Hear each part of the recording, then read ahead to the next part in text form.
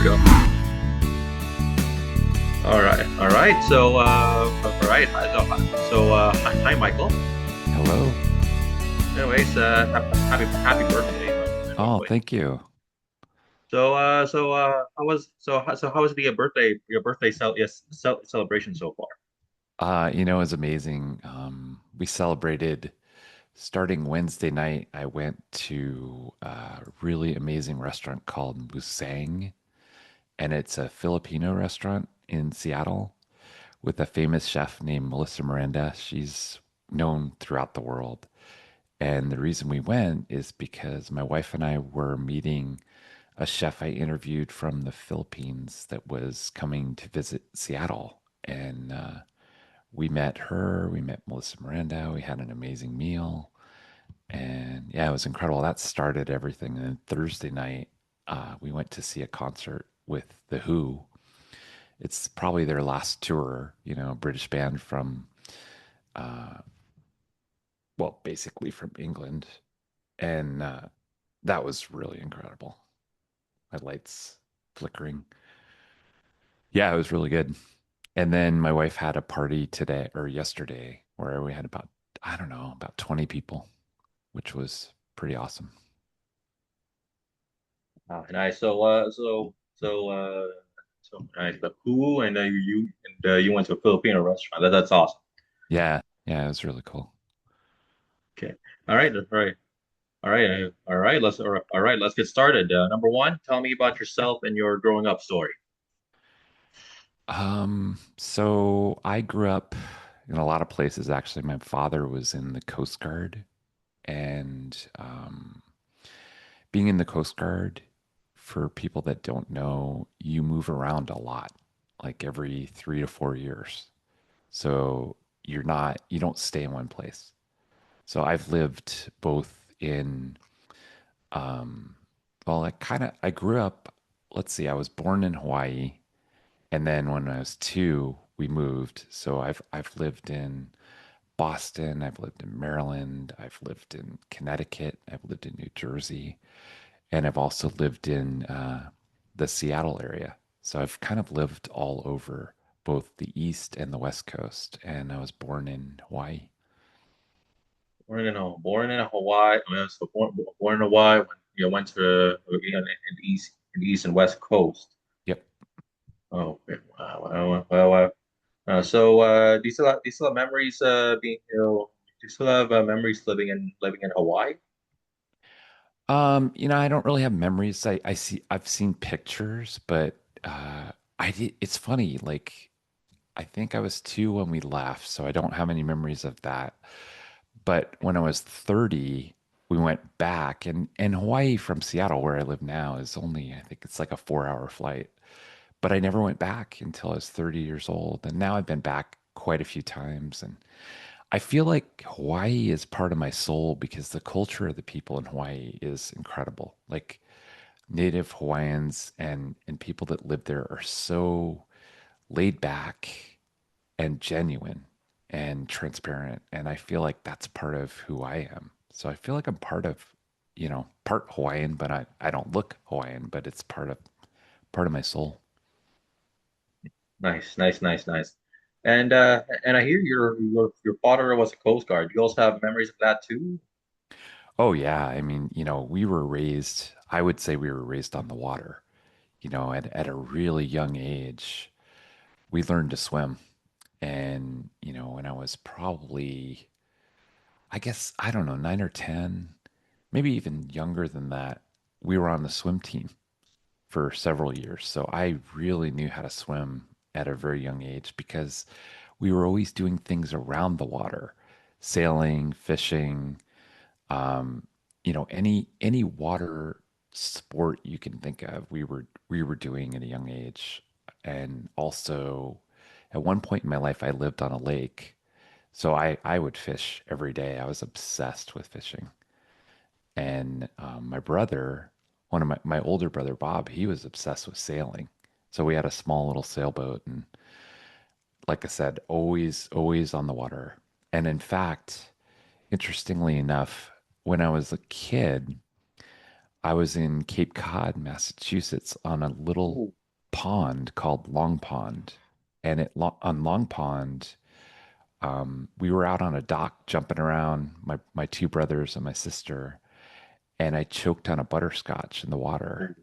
and I almost drowned. And my dad saw me from a long ways off. He was laying on the beach, and he dove in the water and swam and saved my life. So that was one time. And then a second time, I was dating someone who had a very young son. I think he was like 2 or 3. And we were actually in Canada in the Sunshine Coast, kind of near Vancouver, Canada. And he fell in the water because we were walking along a dock. And he actually fell in the water in the middle of the winter. And I dove in to save him in winter clothes with my coat, lost my glasses, and dove straight down. And this glowing figure, I'm diving down in the deep, dark, black water, and I could see him glowing, and he was basically falling down to the bottom. And I grabbed him and brought him up and saved his life. And then a third time, we were in Hawaii, and I was out swimming, kind of about, I don't know, quarter mile out. I would swim pretty far. And there was a young, probably 20-year-old who was drowning, and I towed her back to shore. So I've had bouts with drowning like 3 times in my life. So I would say, having swimming lessons is what anyone should do. But I remember those things when I think about growing up and being in a Coast Guard family. And like I said, we were always on the water doing all kinds of things. Okay, okay, okay. So first of all, that was brave of you. Yeah. Hey, swimming lessons. That's right. Yeah, I used to take swimming lessons. Just I don't swim as much now. Yeah. Okay, so speaking of water, your best sandwich is the soft shell blue crab sandwich or a soft shell blue crab po' boy. And you started making them when you started dating your wife. Do you still make them and do you add toppings or sauces? Oh, that's funny. That story comes from when we started dating. We had this great place called Lur's Market, Oh yeah. and I would get these fresh blue crabs, and they're soft shell. And for people that are listening and watching, to me, at first when you look at them, I mean, they have eyes, they have the whole shell.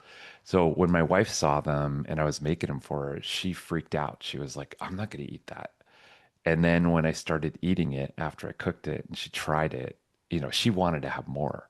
I mean, they're Mm. so delicious. And I didn't really use sauce. I just breaded them, with some panko breading. They typically egg wash flour and panko breading and maybe some, light seasoning, but they kind of stand on their own as far as flavor goes. And that's one of my favorite, you know. So yeah, I kind of grew up with blue crab and crab. Okay, I'm pretty sure where you got this from. You mentioned Lair Mar Market is gone, Oh yeah. but do you okay? What's the best place there in Seattle for you to get some soft shell blue crabs? Well, now it's really hard to find soft shell in Seattle, but you might Oh, go to a place, there's a Japanese market called Wajimaya. But you can find them. It's just they're hard to find. They come from the East Coast and I live on the West Coast. But what we're famous for is Dungeness crab. And that is to me, I've traveled around the world and I think Dungeness crab is probably the top crab in the entire world. It ranks up with king crab and Dungeness crab. And there's one more I can think of, and that would be stone crab. I'm not sure if you eat crab, Nigel, but it's one of my favorite seafoods. And Dungeness is so sweet and so tasty, and it's pretty common out here. nice, nice, nice. So what is your vision and purpose in life? Well, that's a really good question. It depends what we're talking about. Like for me personally, I believe in uplifting people, and I believe, we're both Toastmasters, and I really live by those values of treating people with respect, being transparent, And, my purpose is really to help other people. I work in technology at an insurance company and I help people with technology. I love to teach, I love to train. And then with my podcast, I love to uplift chefs and culinary artists around the world and share their stories and journeys. So right now, my real purpose is my podcast, Voice for Chefs, and really honoring people that serve others in the hospitality industry. Okay. Okay. And why do you do what you do? Well, if we're talking about work, for me, I work for a company. It's very unique. I've been in technology for probably over 20 years, and then I spent 10 years in the restaurant business. And right now in technology, I work for a company that has a nonprofit inside the company. So it's an insurance company, but they also have a nonprofit that's inside the company. And the nonprofit in the Seattle area, our mission is that no one goes without dental care. So they have, in Canada, you may have free care, but in the US, we don't have free care. So there's people that can't afford to go to the dentist and also medical. And this nonprofit brings care to people. And it's amazing. I was part of fixing some computers on basically a mobile dentist office. And the mobile dentist office was in a place where people could come and they could get free dental care. And that's really what I believe in. I help people with technology, but I also believe it's so important to give back. Okay. Speaking of free care in Canada, hate to be political, but even our free Mm, care here is isn't like perfect. But right, I I don't want get to it. get I don't want to get into it because I don't have proof. Oh, And understood. oh Understood. and oh yeah, okay. So two things. When you say technology, do you mean Boeing or is it more just Boeing? It's not Boeing. So I work for a dental insurance company Yep. and I support the laptops for the company. So in other words, I fix the software on them, some of the hardware. I'm also administrator for a ticketing system based on the troubleshooting and the work that we do. But I do a lot of things in my role. It's so vast. But having 20 years of experience, you kind of constantly are learning in technology, and technology goes at the speed of light. You've got to keep up with it all the time. But I love it, and I love helping people with technology, and I love being connected to a company that has this specific mission that no one goes without healthcare, basically. Yeah. And this nonprofit in question, is it MAP, which I think I forgot. No, no, I forgot what MAP it. is that's okay. MAP is part of my mission with my podcast, Voice for Oh, Chefs. And MAP is an organization that was founded by an amazing woman named Joanna James. And Joanna created this organization to honor women in hospitality, to provide mentorship and advocacy and networking opportunities and education. And she is an incredible woman who created this nonprofit organization. And I'm a part of that. Very soon, I'm going to be a MAP ambassador and help represent their voice and their mission. And it's just an incredible organization. It's MAPP for MAP. okay, okay. You currently work in two nonprofits. Yeah, I guess in a sense, Voice for Chefs, my podcast is a is a personal mission that I created. I don't make a I don't make a profit. People will donate sometimes, and that helps fund the podcast. But in general, that's something that I do on my own. And I actually have help. I have a writer now and a co-host, and soon to be an editor. So I have a team of people and as you know, I've been doing this for about 4 years and it started in Toastmasters. Mhm. Okay. All right. All right. Let's go. So, okay. So you spent 10 years in the restaurant business. What are your experiences and challenges? Oh my gosh. In the restaurant business, if you can imagine, so if you're a chef or you're a manager, you're typically working 60 to 65 hours a week. And I'm not kidding. I mean, that's a lot of hours. They're long hours.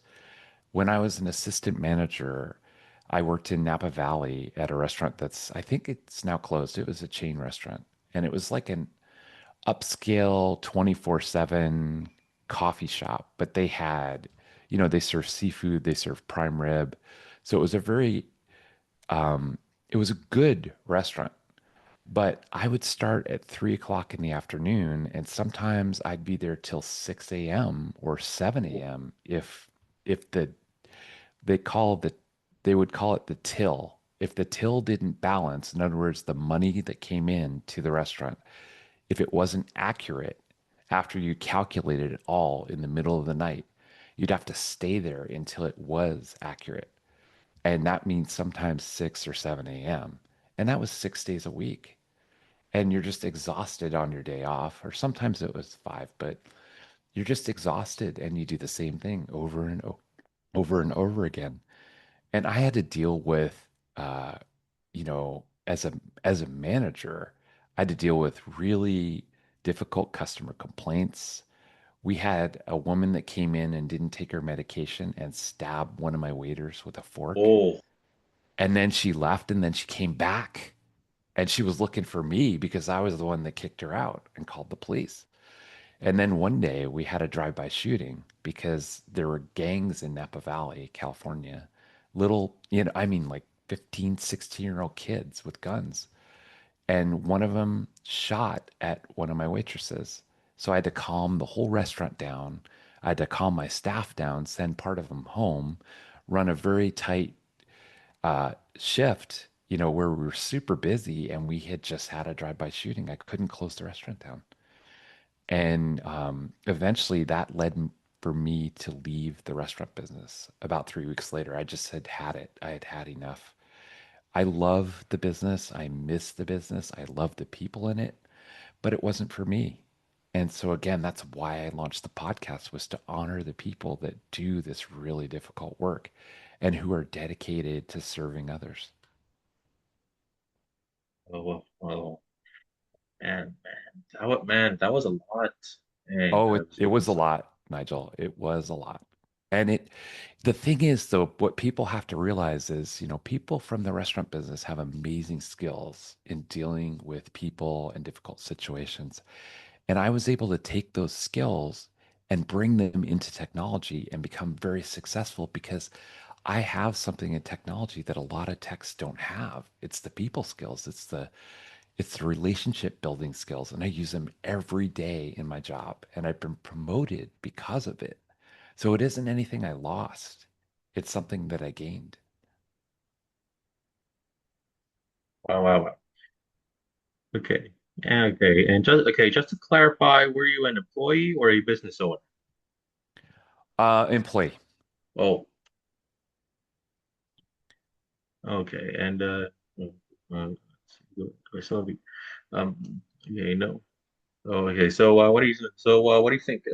Hang it. I'm still thinking of a follow-up question for Sure. Sure. Take your time. employee. What do you even no despite what you have gone through, is the restaurant business still good? Oh yeah. I mean, I miss it. I miss the people. The people are amazing in it, but I will tell you that it's very hard on people in the restaurant business right now. I encourage people who are listening to tip well, to be very patient and understanding because many restaurants, excuse me, many restaurants, at least in the US, many restaurants are short-staffed all the time and they struggle with paying their employees. And people need to treat people in the restaurant business with a lot of respect, the waiters, the cooks, the managers, because it's a very, very hard industry. I miss it because I met so many amazing people and friends, And to this day, I've connected to chefs all over the world. And I would say out of my 90 episodes, I am friends with probably 90% of my guests still today because they're just so incredible. And, there's nothing like the restaurant business. It's a hard industry, but the people are just amazing and they need to be treated with respect. So if you go out to eat and you don't have the best experience, don't take it out on the waitress or the manager. Treat them with respect. Okay. All right. Knowing what you have gone through, what do you think should be changed in the restaurant business so that others won't go through the same thing? Oh, Nigel, that is such a great question. I think that the respect piece is part of it, but I also think that there's a lot of sexual harassment that needs to Oh, stop, that women need to be treated equally. You will notice in my podcast, there are a lot of female chefs that I interview, and that's on purpose because they need to have a voice. They need to they need to be able to have the same opportunities for advancement as men do. And sadly, for the history of the restaurant business, that isn't the case. They should be promoted into leadership positions. They should be the head chef. They should be the top restaurant manager. And I think that's one piece. I think the abuse in the restaurant business is still going on because imagine you're in a hot kitchen all day and you're so busy and customers are demanding in the dining room and the waitress comes over and they're like, "Where's my food?" And arguments come up. So I think it's very important that people have a balance, that they have a balance with mental health and that they take care of themselves and they take time off and restaurant owners give them the time off that they need. Another big thing is that, many people can retire. People in the restaurant business a lot of times don't have a good 401k plan, or a retirement plan. And they think restaurants need to invest in their employees' education. And they also need to look out for their retirement and their health care. okay. Okay. All right. Tom Douglas, your idol, did the show on Oh, yeah. okay. Actually, for his question, I just want to say, well, first of all, that was a good thing you said. Okay, but Mm. so now here we go. Tom Douglas, your idol, did a show on Cairo, the Hot Stove Society show. Oh, They yeah. built a commercial kitchen in a hotel. I believe you went to one of the tapings, right? I did. And it was incredible. Absolutely incredible. And how was that experience for you? Well, I'll paint a picture for everyone. So imagine that you walk into this hotel in downtown Seattle. You go up to the second floor, you walk through the door, and you're now in a kitchen, like a professional kitchen. So you sit down and you're greeted. People greet you, they're very happy to see you, they welcome you. And then you sit down, and in the front of the room is a radio studio. There's like four microphones and Tom Douglas comes out and he's got a producer, Becky Guzak, and Bridget, and they have one separate microphone that no one is sitting at. And you're watching them have a conversation. But on top of that, they're serving you this incredible breakfast. So you're sitting down, you're having a breakfast, and you're watching them tape this show, and they're talking about, different foods and having a conversation around the restaurant business. And then in the middle of the show, they bring in a guest chef that they interview. So watching it for me was incredible because as you know, I have a chef podcast. So watching Tom Douglas, who's done this for, I think this week they celebrated their 25th year and they partner with Cairo Radio. So it's a radio station inside a kitchen and they release it every Sunday. Today actually, but what was amazing to me, first of all, was connecting to Tom Douglas because he is my idol. I've been following him for 20 years. And I've always wanted to have him on as a guest. So at the end of the taping, I was coming back from the restroom and I saw him in his office and I walked right into his office, looked him straight in the eye and said, "Tom, I really appreciate you. I have a podcast. I interview chefs around the world, and I would love for you to be a guest." And he looks up and he goes, "What's the name of the podcast?" I said, "Voice for Chefs." And he smiled and he goes, "Go ahead and connect to my assistant. Let's do it." So I had an opportunity to interview him. But as I was walking out, Nigel, I came back to take some pictures. I walked a friend out who had taken me to this taping, and I came back up the stairs to take some more pictures, and out walks his producer, Becky Guzak. And I looked at her and I was just amazed. I told her this was an incredible experience for me. And she smiled, and I looked at her and I said, "Would you mind being a guest on my show?" And she looked at me and she goes, "Why me?" And we sat down and we talked for 20 minutes. And it turned out the interview I did with her was incredible. Tom's was incredible and hers was incredible because she's also a podcaster. And she has a podcast about hospitality and entertaining. Like people get stressed out when they have parties at home. So her podcast is about teaching people how to how to host a party. Um, and so that whole experience unfolded and it was just incredible. But if anyone's in the Seattle area, look up the Hot Stove Society radio show because you can actually attend it. And I think it's on Thursdays. So that was that experience. I loved it. Absolutely loved it. Okay. And how did Tom Douglas become your idol?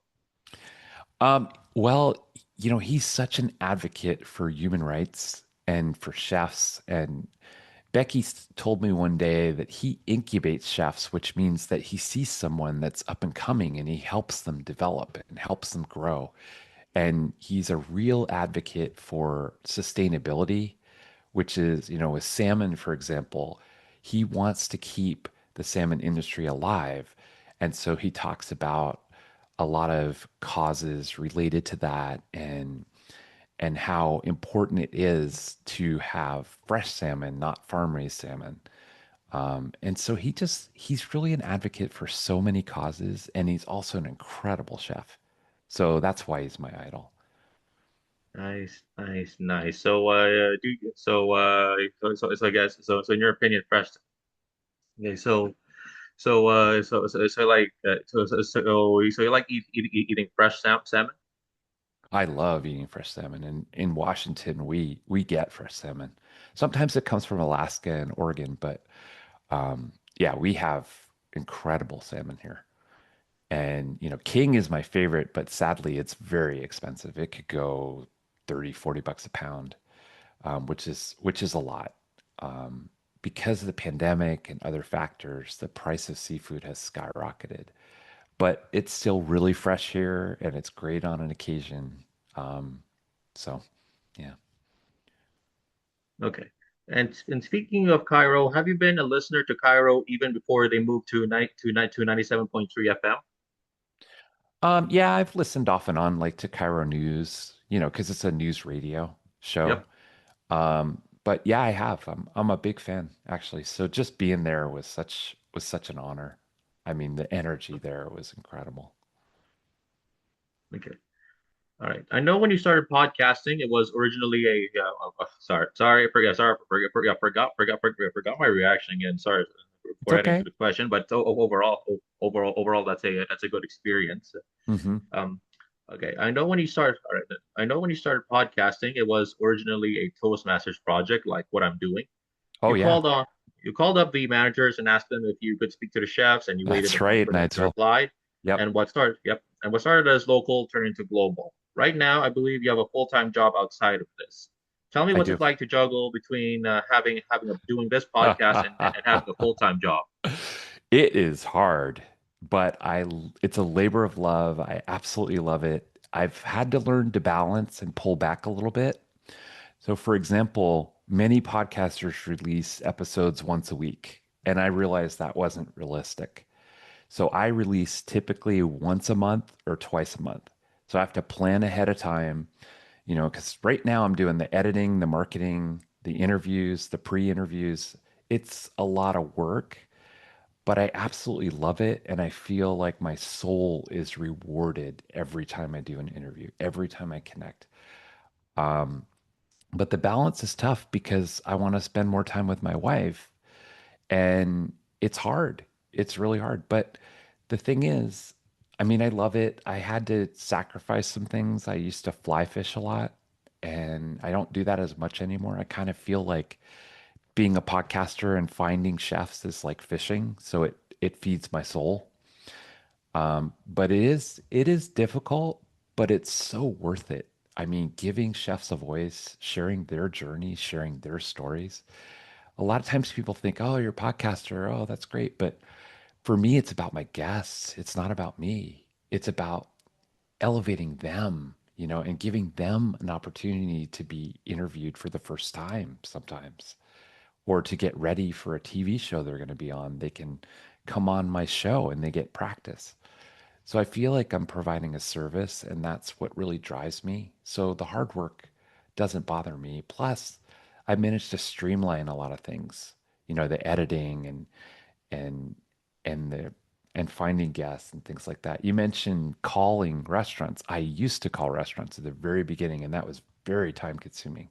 But now people reach out from all over the world through Instagram, Facebook, email, my website, and I don't have a hard time finding guests anymore.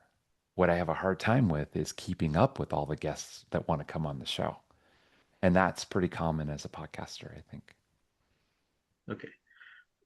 Okay. First of all, that's good. Would you like to tell me the current full-time job you have now outside of the podcast? Yeah, so as we talked about before, I work for a dental insurance company. I work about 42 hours a week, I would say. Um, and the hardest part though is that I have to commute into Seattle. So I live about 20 miles outside of Seattle, and the Oh, traffic can be murder. Sometimes it's an hour each way. Sometimes it's longer than that if there's an accident on the highway. But fortunately, I only have to go in every other week. So one week I'm in Seattle, the other week I'm at home. So, but yeah, I work about 42 hours a week. I service or help a lot of people with technology, and I love to troubleshoot the technology, but more than that, I love to teach them about how to use the technology in a better way. It's typically Windows 11. okay. And right now, it's time for people these days to find jobs. If they want Oh to yeah. go the same path as you, what are the things they can do right now to practice? Oh, it's funny. I'm also a part-time career coach. Oh, And oh yeah, that's part of the reason I got into this. So I like to coach people in the direction that they want to go. I think the biggest thing to prepare is networking. Most people don't realize that I would say 95% of people get jobs by referral.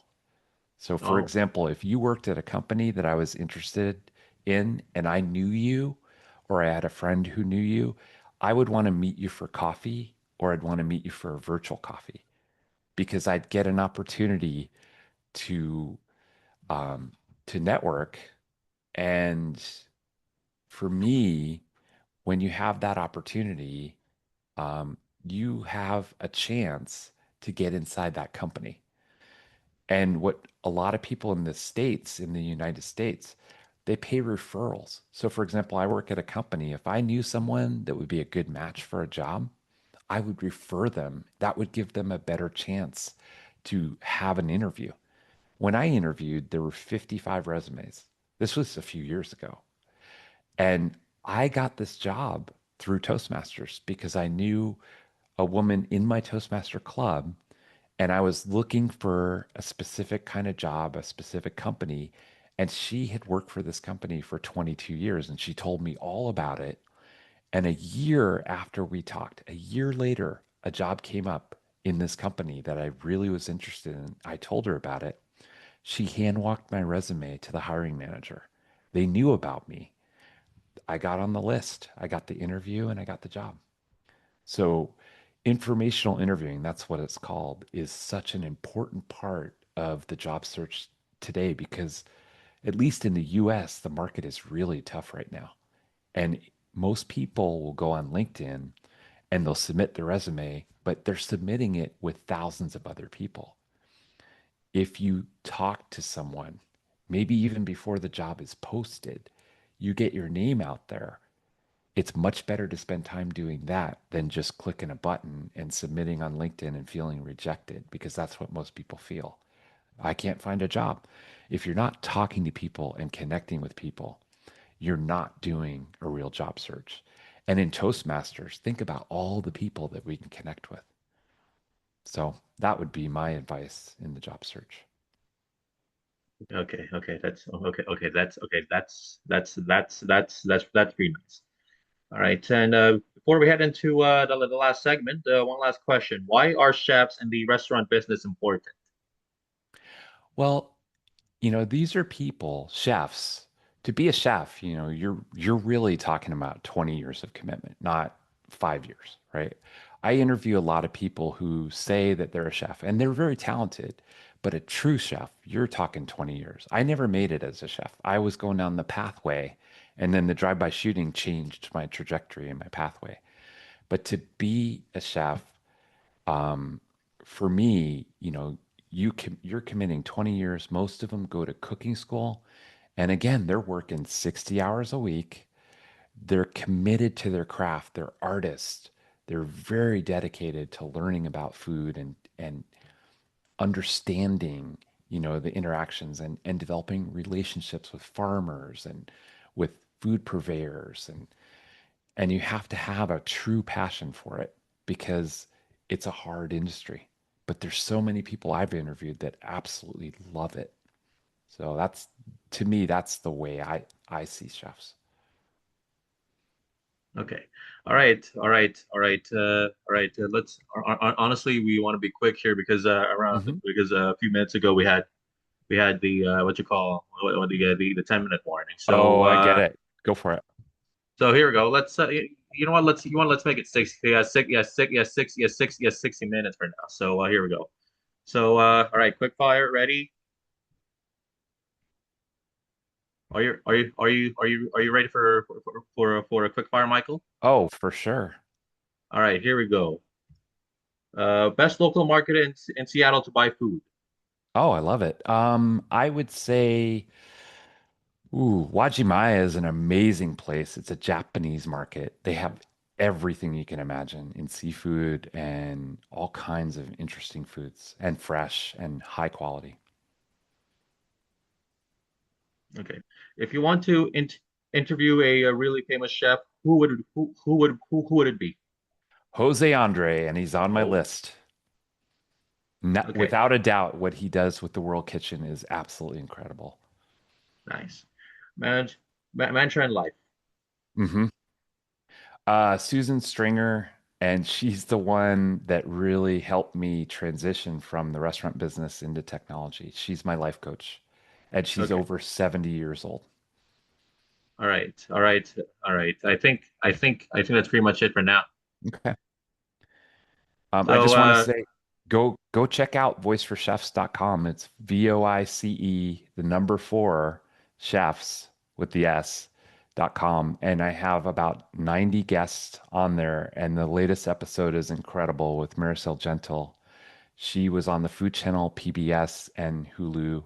And she has a cooking school and she's Filipino and incredible passion. So, Voice for Chefs is what I'm all about. And Toastmasters as well. all right. All right. All right. All right. Let's do the screenshot. Okay. All right. All right. All right. Thanks. Before we end, do you have any feedbacks and comments? No, I really enjoyed this. I love and appreciate your structure and your questions and your passion for doing this. I would say keep doing this, Nigel. It's a great Toastmaster project, but I hope you continue to do it because podcasting is an incredible way to share your message and share other people's messages around the world. All right. All right. All right. Thank you, Mike.